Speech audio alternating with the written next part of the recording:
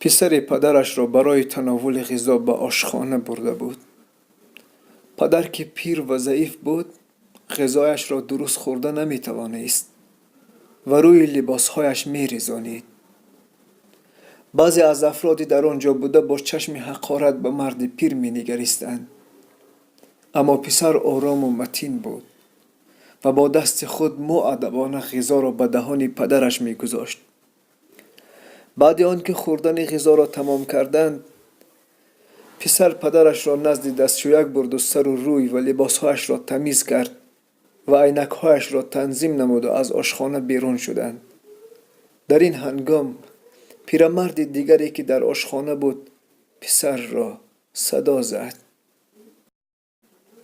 های پسر، آیا فکر نمی کنی که چیزی را پشت سرت جا گذاشته ای؟ پسر گفت: نه، چیزی را باقی نگذاشتم. آن مرد پیر گفت: بله پسرم، باقی گذاشته ای. درس برای تمام پسران و امیدی هم برای پدران. و خاموشی مطلق تمام آشخانه را فرا گرفت. ای کاش امروز ما به قدر پدرهای خود می رسیدیم تا اینکه فرزندان ما به قدر ما برسد.